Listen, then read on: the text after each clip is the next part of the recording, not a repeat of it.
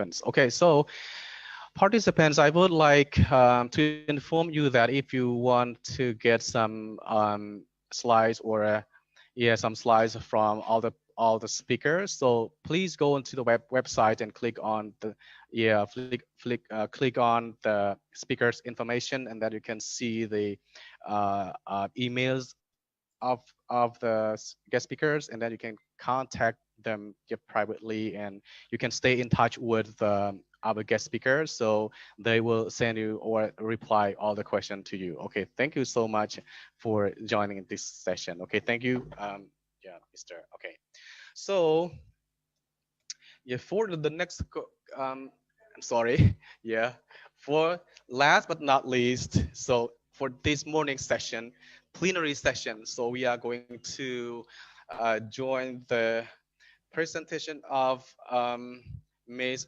Angela Zhao. Okay, am I wrong? All right. Okay, thank you. So you at ASU Prep Digital, Arizona State University, USA.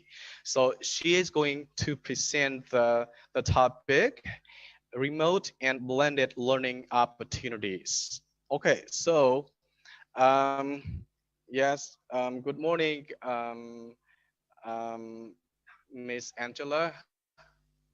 How are you doing? Good. How are you? I hope everyone is well and healthy and safe. First. Yeah. We are healthy and safe. Thank you so much. Okay, so yeah, thank you for joining our session this morning. Okay, so what time is it in the United States? It's 10 p.m. In Arizona. Oh yeah, so I think it's your bedtime, but you give up your bedtime for joining the conference. So thank you so much. This is your sacrifice for education in Cambodia, or yeah, for yeah, international context. Okay, thank you. So right now, participants, ladies and gentlemen, and um, please welcome Ms. Angela for her presentation. Okay, thank you. Welcome. Okay. Yeah, thank you. Thank you so much for being here and thank you for having me. It is, as I mentioned, a little bit later in my day. So, and it's a Sunday night, so my brain might not be functioning as well as some of the other speakers. So please bear with me. This section really is about inviting you to a conversation about reimagining education. I think we don't really need to talk about it right now because everybody has done their job reimagining this entire year over and over again. So this is quite interesting year for us to be having this conversation. So my name's Angela. I am the director for international programs here at ASU Prep Digital. We are a full K-12 education provider in the United States. We are actually part of the largest public university here in the US, Arizona State University. And we're located in Arizona. So it's right next to California. And we're all sort of embracing this new norm for our upcoming Christmas holidays. So hopefully you guys are going to have a safe and happy holiday. So in this segment, this is what I will share is really about developing digital competency. I think all of us in some cases have already transitioned to somewhat a digital environment online.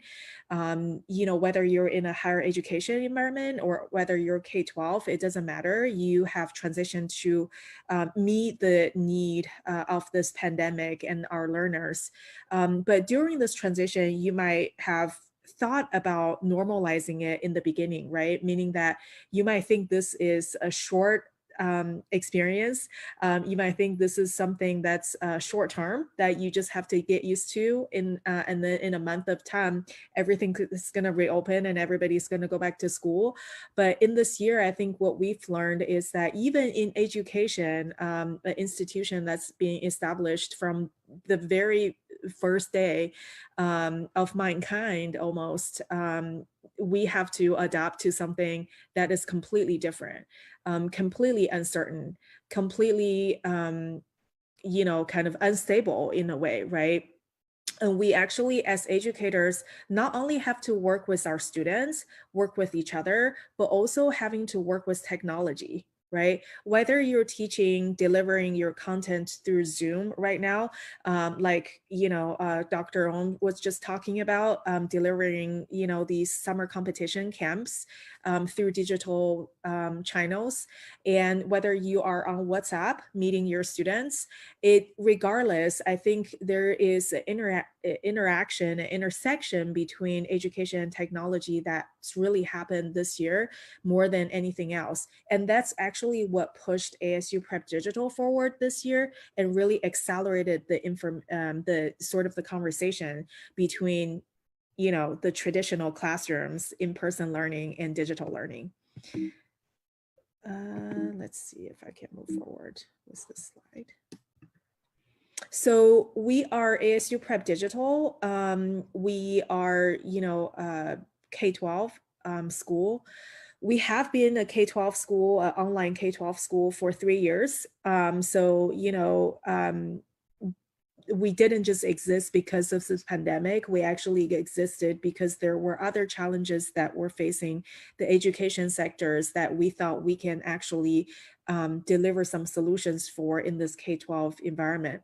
This pie chart, or actually I call it cake graph, this cake actually shows you the relationship between ASU Prep Digital and the larger ASU institution. ASU is voted for #1 in innovation, and we are actually part of that innovative strategy is to reach down to the learners.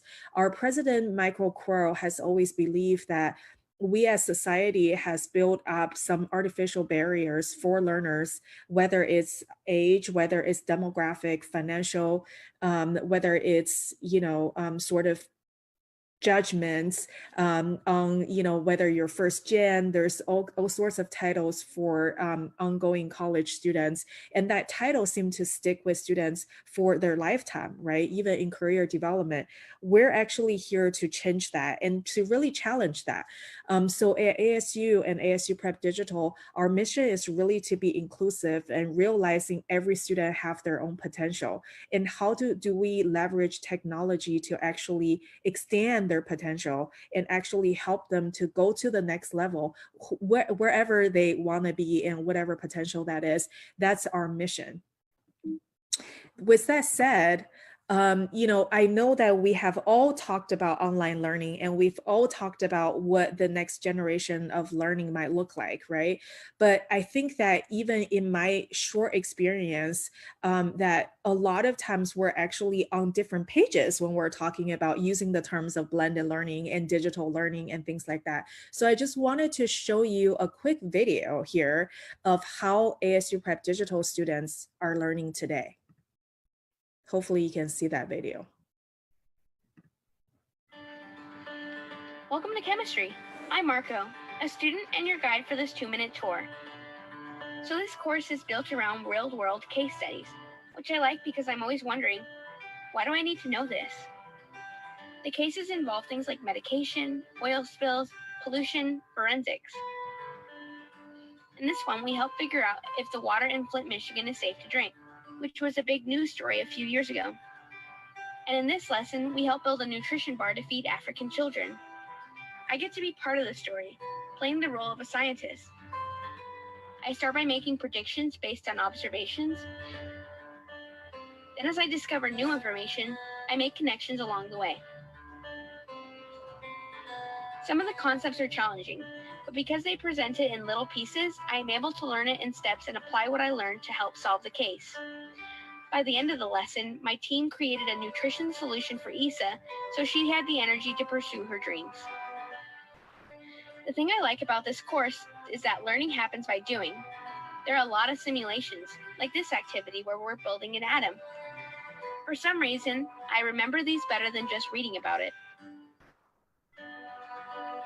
I have to add the right number of protons and neutrons, adding a few more electrons, 5, 6, there we go.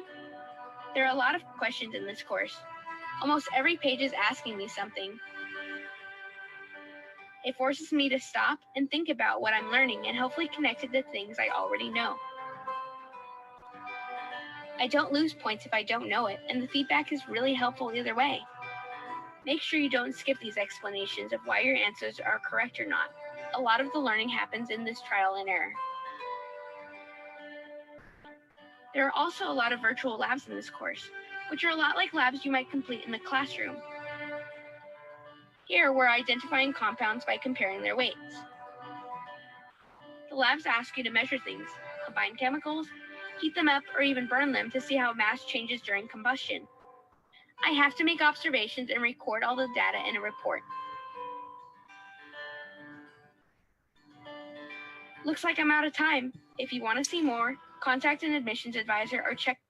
So that was the experience from one of our students here at ASU Prep Digital.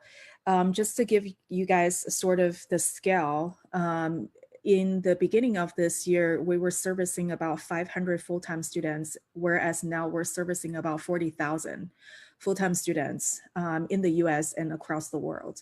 So I think this is not a question of if, this is a question of when, right? And now is when. You know, based on a lot of the conversations that I've heard just from today, a lot of you questioned about how do we make sure that all the students are advancing, right, at their pace. This is how.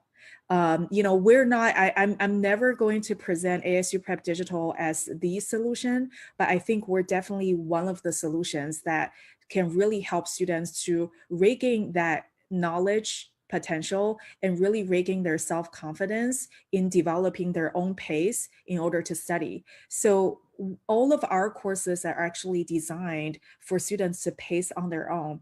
These courses have already been built. Lucky for us, we're part of this gigantic level 1, tier 1 research university here in the US. So a lot of the courses are built on college levels, right? And I will talk about adaptive learning a little bit better.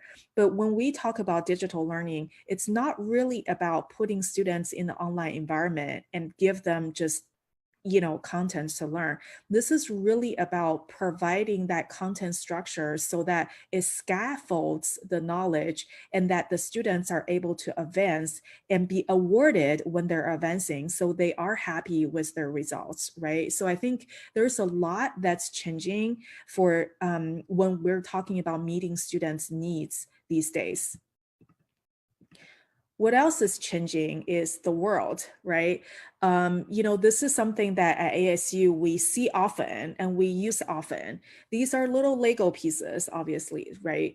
Traditionally, we have utilized our teaching methods and develop a lot of these teaching strategies and contents in the classrooms to build these sort of blocks, right? Meaning that you have your elementary school, you have, in the US, you have your pre-K, which is before 6, or actually before 5, and then you have K, and then you have, these through 12, right? So by the time you're 18, you're supposed to be at the college level and you're supposed to go to college. And then by the time you pass 18, by the time you're 21, you're supposed to graduate from college and get a job, right? So on one side of this Lego sort of blog is someone's life in a traditional setting, meaning that there are so many sort of these ladders that you climb up and everything just happens, right, for a reason. But actually, in reality and in the future, and the future is, to me, actually the future is now, right? In reality, we don't work that way, right? All of you have met students, I'm pretty sure, who are 15, right? But they're not really great at math. They have not really gotten to the level of where they need to be in language or social science or things like that. But they're actually great at something different, maybe music, right? So what we want to do as educators and as what ASU will advocate always is that learners are lifelong learners. They're always learning, right? So as education providers, we need to build learners who are actually going to learn on their own and getting into this rhythm and habit and understand how to pace themselves so that they can become better learners on their own, right? And more confident learners as well. I often tell my students, I have about 400 international students full-time in our system right now. Many of them in the beginning has such a hard time transitioning because they are so used to these lecture style learnings in the classrooms where they can't really see themselves past the person next to them, right? But the way that we actually position them in these blended learning, in these digital learning classrooms, is that you're actually doing this for yourself and you're actually competing with yourself, right? Imagine all of you, the chemistry class that I showed you, right? How many of the educators can say, oh, if I have a student that I know is a little bit behind the rest of the class, they can come in and do these labs over and over again with me? Not so many, I don't think, right? Or how many can you say, how many of you can say that I know a student who is super advanced in math, maybe they can just take pre-calculus tomorrow, right? Jumping through algebra 2. Not so many, right? Because we still live and breathe this very structured style of teaching and learning. So the digital breakthrough, it's not just for COVID, it's actually to break through sort of this traditional style so that we can meet the need of future learners and meet the need of the future market as well, right? There are so many challenges that we are facing in today's classrooms, and I've just listed a little bit here, right? But these are also opportunities for us to do something different, right?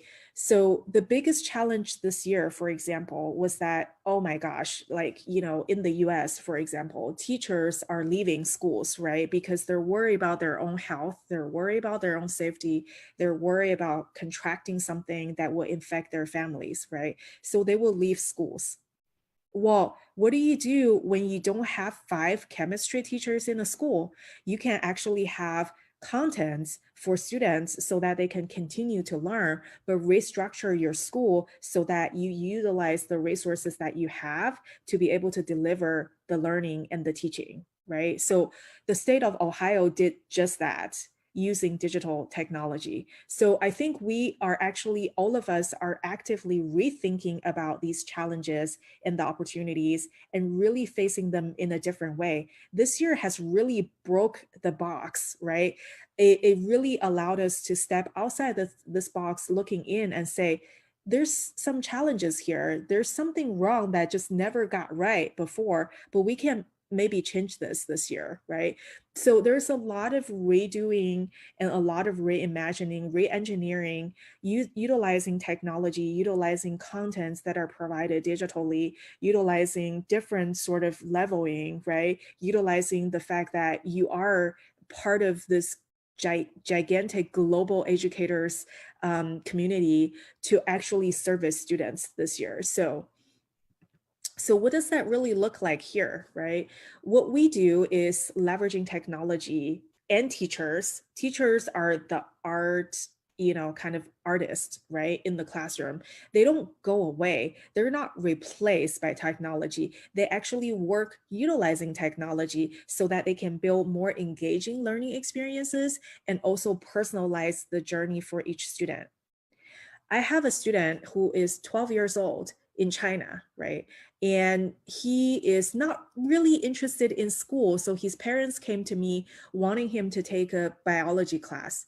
Our biology class is adapted, it's on the adapted learning platform, meaning that, when the system realizes the student is not familiar with something, the system will actually redirect student to that unfamiliarity and then kind of learn, right? So the system actually doesn't pace the way the classroom does, meaning that in the classroom, when a teacher posts a question, let's just imagine, all of us imagine in a math classroom, right? We're all students, we're sitting there, the teacher asks us a question right now, right? The person next to me, I don't know. I don't know the question well. I wasn't really paying attention in class. The person next to me raised their hand and answered the question right, and the teacher moves on. So my question is, what about me, right? what about my personalized learning journey? How is that actually helping me by somebody else getting the answers right? So utilizing technology, utilizing learning platforms, utilizing these data tracking, teachers can actually understand the students a little bit more, and it allows the teacher to actually design the classes like what I'm, showing you with our elementary school right now. We design the personal times, we design the group times, and also homeroom times where everybody kind of meet together in the beginning of the day. We design those based on the data from the learning that the students are doing, so that all of this is actually worth the while for teachers to plan. So teachers are not actually spending as much time planning the lessons that's already built out. They're actually utilizing their time to track the student learning experiences to make sure that the classes are actually advancing as they should. We also have a very interesting structure. As you can see, we actually work with teachers, parents. All of these stakeholders will have to engage in this digital learning environment. This is not, a lot of us who are parents, I have a 2-year-old, so lucky for me, I don't have to really be a homeschool teacher. But, a lot of my colleagues have became this kind of homeschool teachers, right?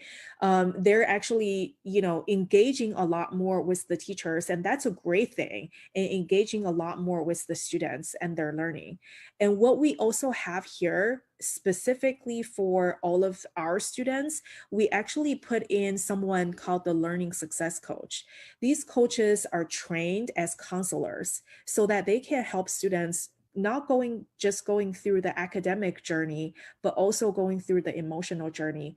All of us thought that, digital learning might not have any social moments, right, for students. How are students going to social with others? They're going to be lack of social abilities after a year of being online. But that's just simply not true, because like what we're doing now, we're socializing with each other without having to hold hands, right? So what we have done is, again, based on the data that we have, which is a collectively, 40 years in digital learning.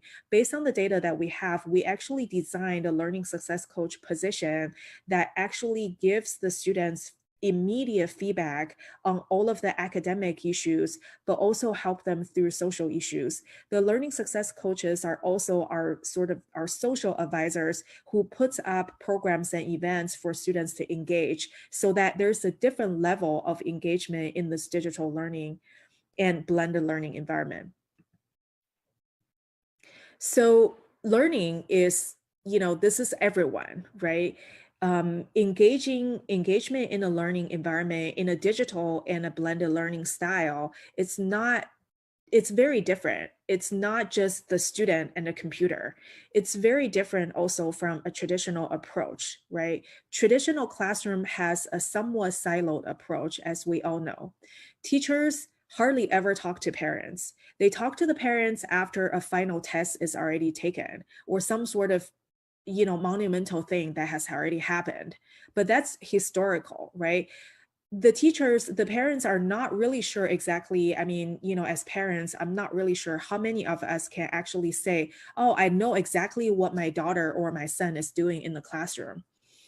Probably not many, right? But now that with digital learning, this relationship is really changing. And the relationship with the students is changing too, because it used to be teachers talking to students, parents also talk to students, but because parents are not familiar with what's going on in the classroom, the conversation is always a little off target, right? And then a lot of parents, as we all know from Asian countries, we hire tutors for our kids, but these tutors have their own ways of teaching and tutoring, and that might actually dilute and derail some students from the classroom learning, right? So how would this change in the digital environment? Well, this is a very collaborative environment where we actually position students in the middle. This is not just ASU Prep Digital. This actually happens, this change happens when digital school is sort of in session, right, this year, where students become all of a sudden the center, the learning become the center of the conversation, and the parents are engaged teachers are engaged, as well as the tutors are also engaged, because they're able to see all together what that data shows them. They are able to use the same learning management system and to track data and to retrieve data, so that the conversation is more synchronized, right? It's in sync. And connecting parents with teachers in multiple ways, not just after the test, but there are so many different time points, different timestamps where they connect, which is very important. On top of that, we also actually provide a lot of teachers training. I think all of us agree that training teachers and getting them on board and getting them the professional development opportunity is very important. We have now trained about 7,000 teachers here in the United States, and we're continuing to train teachers worldwide on digital competency, on how to teach better online, on how to actually make your classroom more of a blended learning classroom, and how to actually take the opportunity and benefits of what we're experiencing now and turn that to a beautiful learning environment and for the students. So I just, here is a really quick sort of a layout and at a glance view of what our teaching professional development opportunities are, but there are so many because we actually adjust every single training with our partners and based on their needs. And this, I just wanted to show you, I think I'm almost done with my presentation. So I just wanted to show you, this was an adaptive blended learning experiment that ASU did with first-year students, first-year college students. This is Bio 100. Most of the students will have to take a science class in their first year here in the US. Bio 100 is often one of the science classes. Students will likely to not take chemistry or physics unless they go into pre-med or some field that are closer to medicine. But here is really a course that your every single major, students from every single major will take them. When we implemented adaptive blended learning in this classroom, students, as you can see, the results have dramatically changed. And that's because we actually allow this motion of students learning on their own pace. And then when they come into the classroom, the technology will actually drive the teachers to collect enough data to actually help the students to understand knowledge spots that are not very clear. Right? Meaning that when we offer live sessions, when our teachers offer live sessions, it's generally based on where the students are lacking in the classrooms and how the quizzes and the tests have shown that students actually need extra help and extra discussion there, right? Most of our classrooms, when they go into the classroom, most of them are discussion-based assessments so that the teachers can have a clear understanding between the data that they collected through these learning management systems online and also the discussions with the students. They can actually have a better understanding, even more comprehensive understanding of where each individual learner is at this learning journey. So I just wanted to quickly show you guys that. This is really about innovation. And integrated innovation. We actually integrate all of our students into a college going culture so that they are able to access college courses from day one. But not just that, this is really about giving them a chance, whoever they are. Maybe they never even thought about going to college, right? But this is really about giving them the opportunity and the chance to actually be connected to a higher ed educational institution and opportunities with other students who might be interested in going to college so that they're more than likely to go to college. So this is our innovative integration. And I know we all have seen posters like this, but this is really our student, walking toward a future. And we're really here to prepare her for everything that she needs. But more importantly, we're really to prepare her to become a better learner so that throughout her life, she will know that where to learn, how to learn, and, sort of overcome a lot of the life's challenges like what we had this year. So that's my presentation. Thank you everyone for bearing with me, obviously. If you have any questions, I'm here to answer them. Okay, thank you so much, Ms. Angela, for the flawless presentation about the blended learning. Okay, that is, I think it's important for yeah, a pandemic in the world today. So, okay, so right now we have some questions waiting for your answer. So right now I would like to read the first question for you. Okay, so the first one is that do you have okay, the question's from Otkonti from Cambodia. Okay, so it is, do you have any strategies to develop the learner's competency in digital during pandemic? The first one, and what are they? Number two, how to motivate and attract the students to catch with online learning? Okay, yes, thank you. So I think this is kind of interesting, right? We actually experienced about 750% growth this year since March, which is unprecedented. But then again, a lot of things are unprecedented this year. I think it's funny that this question came about, because I think it must be a teacher asking. In my experience, just in the past year, with onboarding all of these students, including students who were doing in person and coming to sort of an immersion program through digital learning, students actually have their own ways of adapting to digital learning. I think it's really about building the support around this learning environment where teachers and parents and other significant adults in the students' lives are onboarded, right? So I think we actually have a harder time adapting to online learning and digital environment because we have all been trained in such a traditional way, right? Whereas students, because of the school closings and all the stuff that's happening in the news, they know that some things have to change. And when you give them something that's kind of a computerized program, they thought, this is great. Like, why haven't we done this before, right?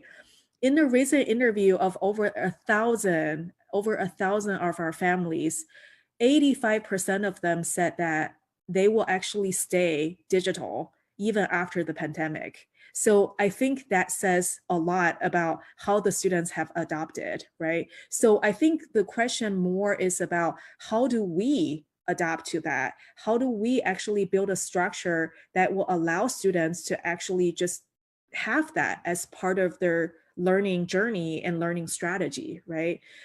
So this is really, I think students, one of the things that I would mention here is that when you have a digital school, or when your school transition to a digital environment, you need to have an orientation for the students, and you need to invite parents to that orientation, because it is very important for the students to know that they're supported in this transition. And it's very important for the parents to know how to support students in this transition.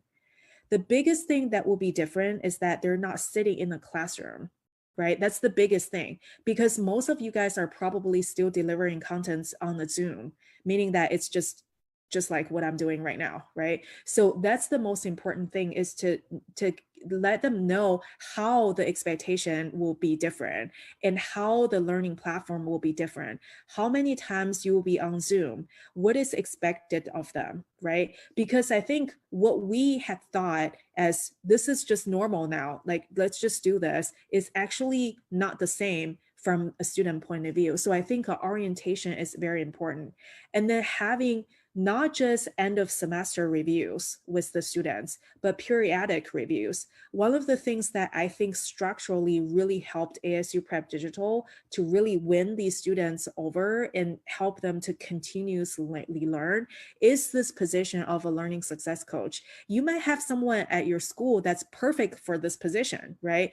Maybe you have counselors at your school that can really help students to learn a little bit better. So instead of having these, after a major test conversations with the students and using the assessment as a point of discussion, use every single week, use the data, use what you have learned from these students, and really pay attention to where they're going, right? So I think those things are going to be more helpful than putting a structure, as building a structure for digital learning for students. And then I completely forgot your second question. So can you please repeat? Yeah, repeat question with you. Okay, so the second question is, okay, no, the second question is how to motivate and attract the students to catch with online learning. Okay, thank you. Yeah, I think it goes with this first question, right? I think the motivation is really in how much you care. I don't want to offend anybody, but I want to give a quick example here. I was never really a good student in a biology course. I never really got into biology, right? I was okay with math and calculus, and I even took a lot of AP science courses here in the US, but biology was never my thing. I think one of the reason is that it seems like it's really far apart from what I'm doing, right? And the teacher was less engaging, meaning that it seems like even though we're doing some experiments that should be really just everyday experiments, and everyday sort of a life journey, it's common sense in a sense, but it always seemed so far away because the presenter, which was my teacher, presented the contents in such a way where it's just so high above me that I couldn't reach it, right? Well, one of the things that I really love about the biology course that we have, and I really want to just kind of retake biology because of that, is that, as a blended learning environment, you can actually design certain things for students to engage. Maybe before all of this, maybe one of the ways for you to know students are engaging is by raise of hands, right? Meaning that, participation in class. You think the student is motivated to learn if they raise their hands often, if they engage with you often, if they do really good on their tests, right? But I think right now we have to really step back and really think about what engagement in a classroom really means, right? To me, it means that, have the student actually go out and engage with the learning, engaging with the contents, meaning what if you had the student collect some leaves outside of their house, right? What if you ask the students to find some examples of food items in the kitchen to sort of, examine them, and to break down into, kind of chemical components, right? Like starch for potatoes or something like that. So that's the level of engagement that we have to have in the classroom these days. Again, going back to how do you even motivate students to become lifelong learners? I mean, we are all older now, and we have all learned to learn, right? So how do you actually make sure your students can step outside of your classroom and learn to learn? That's how you engage the student. So don't think about motivating students as giving them a laptop and open up a classroom, open up an online class for them. Think about motivating your students based on engagement level, right? Even in a digital classroom, I have my students going off interviewing their parents. Who are your heroes? Who are the heroes in your life this year, right? Because we're always looking for one. But this year is just so important. So that actually promotes their engagement in the classroom because you lower the engagement level to their experience, to what they can do, to how they can learn, so that the next time when somebody asks them, hey, you know what? I wonder if you can find a role model. They know that they don't have to search Google. They can just go off to their family members and interview them and do their research, and building them to become better learners and researcher is what we need to do for student engagement and for student motivation. Okay, thank you, Miss Angela, for your explanation. So right now we have a lot of more questions. So from especially from Cambodia.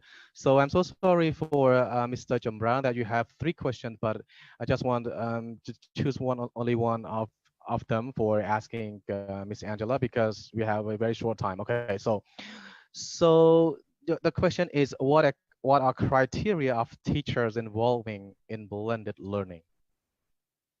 Okay, thank you. So thank you for that question. The teachers have to be trained. I think the professional development and training for teachers in a blended learning environment is crucial because that's the commitment that the teachers have to make, and that's the commitment that the school have to make. It's not as simple as, oh, I build a playlist or I found a video online and students can watch this. This is actually a structural change for a teacher. If you think about how the teachers are trained, right? This is actually a conceptual change. I mean, fundamentally, they actually have to build their classrooms completely differently than what we have, how they were trained and how they were wired, programmed before, right? So of course, there are so many changes that are taking place in advanced ed and teachers colleges across the world, that actually give teachers more blended learning trainings because this pandemic has really led us to that point, right? But I think for your teachers, really, you need to give them enough support because blended learning is actually another form of art, right?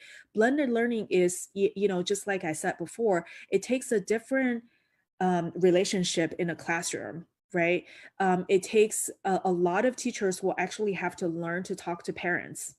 A lot of our teachers will actually have to learn to actually build a technology list so that they can understand what type of technology they can utilize, what platforms, what ed tech they can utilize in order to help them, right?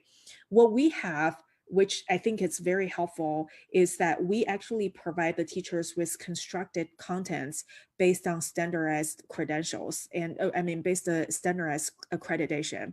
And the teachers actually have to go in and say, based on what I know about my students, and of course this changes, right? Based on what I know, these are the things that I have to add. These are the artifacts that will actually help the students to learn better, right? So instead of passing a textbook to your teacher and say, teach this, they actually have to go outside and search for all things available for them, right? There are a lot of digital resources that are being built as we're speaking for teachers to actually take advantage of. But this also allows the teachers to kind of go outside of their box a little bit.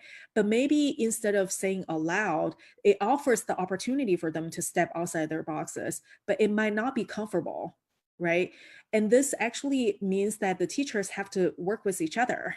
I don't know how many of you who are teachers, especially in the K-12 area and also in higher ed, how many of you actually co-develop classes with your colleagues?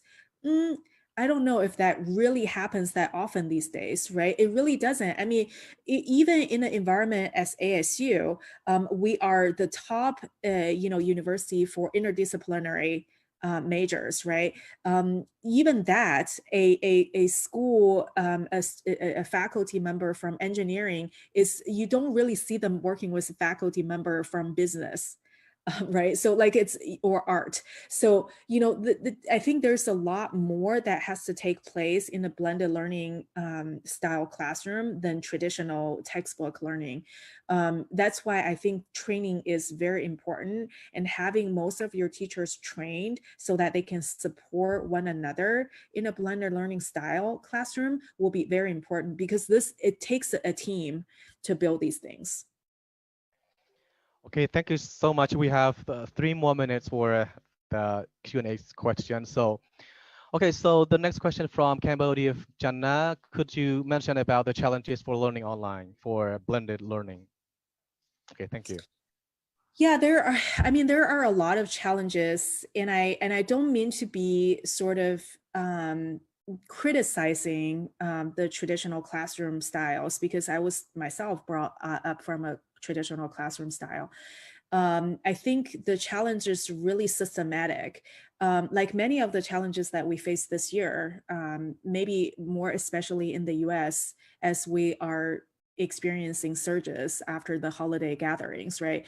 But I think a lot of it is systemic. I think, you know, in the very beginning, we have not really developed education systems in a programmatic way.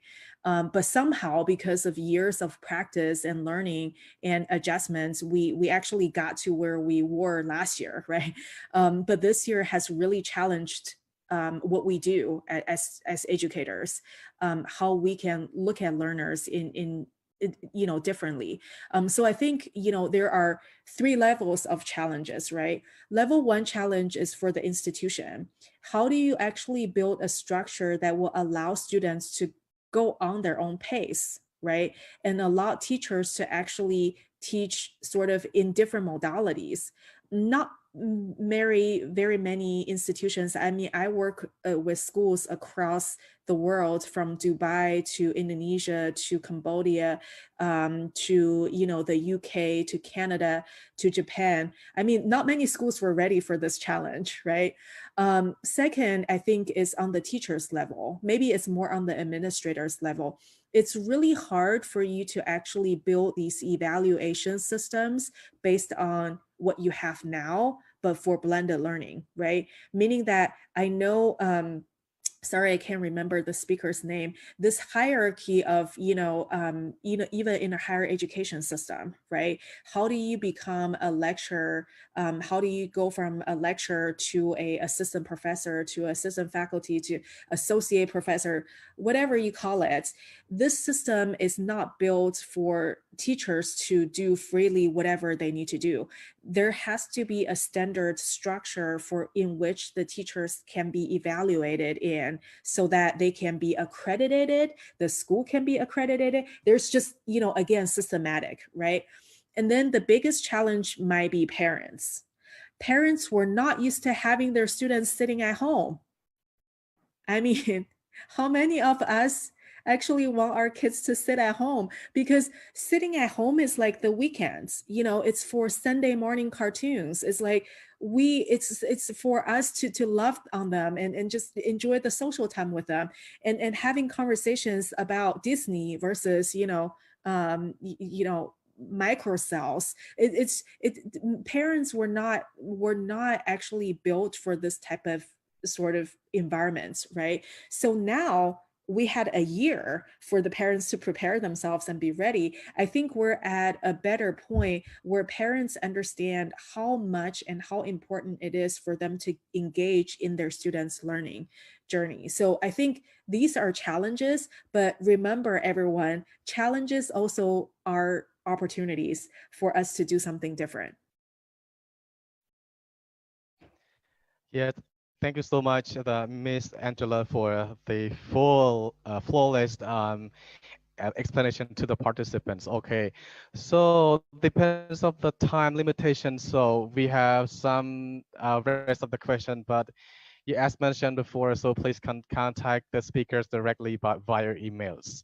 Okay, so yeah, before finishing our session this morning, I would like to inform all the participants, if you want to get the certificates of participation, please please register on the registration online or registration link, and then you can click on that, and please register in the morning and afternoon. So if you don't register for a certificate of participation, so you will not be given this to you. Okay, thank you so much.